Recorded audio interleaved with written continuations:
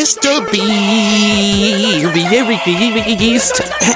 Millard Marg is a TikToker that recently accused MrBeast of basically not giving him his money back or not paying back his debt, which is worth around, I think, $21,000. Now, back in 2021, Millard got the chance to collab with MrBeast for his philanthropy channel. He was baking 50,000 cookies for a small town in North Carolina, and I believe that's where MrBeast's compound is. He's there. He stays there. Now, I believe he spent $10,000 on the ingredients for his own flights as well, and that to North Carolina. After that collab was done, MrBeast invited him back to his house to gamble, allegedly.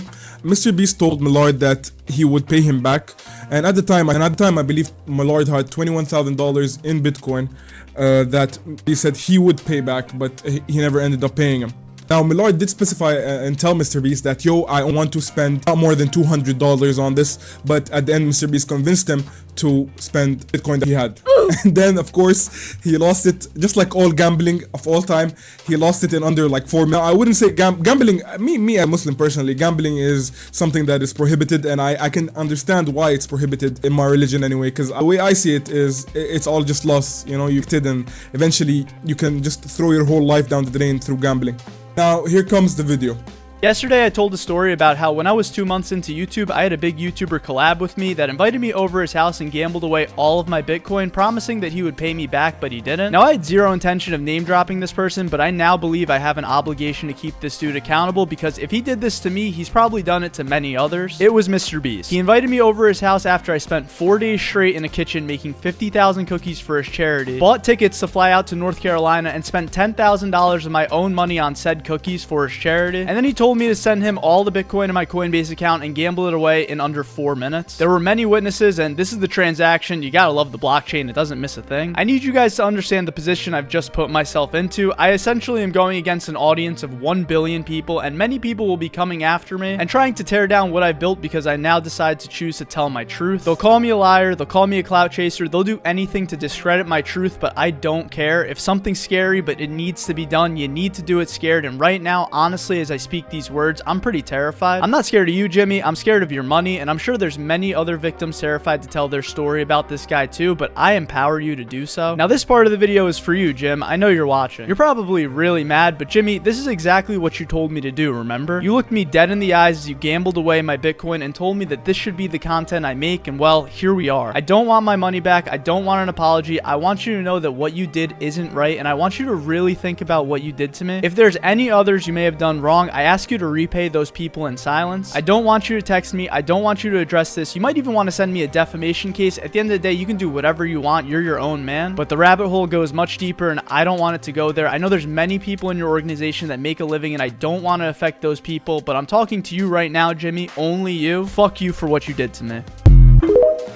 Video is so funny to me because, like, I think a day later he took it down for some reason, and the way he sounded so sure about it made me really believe him at the beginning, but then he took it down, right? And when you go on Twitter, there was this small page, I can't find it anymore, and if I do find it, I'm gonna put up the screenshot over here. He says it was a misunderstanding.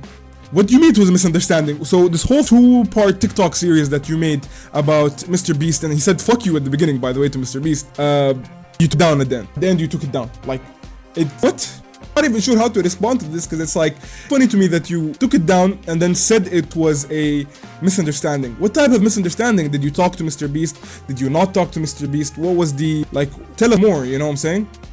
Some people are saying he was clout chasing. Some people are defending him and saying MrBeast does do this type of thing, and I'm not sure.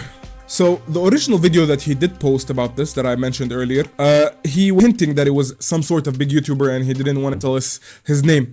But then I guess the fans in the comments of that video really pressured him to say the name, say, oh, you should protect smaller creators from who it is. And at the end, I think he eventually gave in to peer pressure and said MrBeast's name. Now, the transaction that he did show in that second video is kind of sus because people traced it back, and apparently it was a month before the collab, so I'm not quite sure. It does sound a little sus to me, but hey, that's just me. Again, the name drop video was mysteriously deleted for some reason.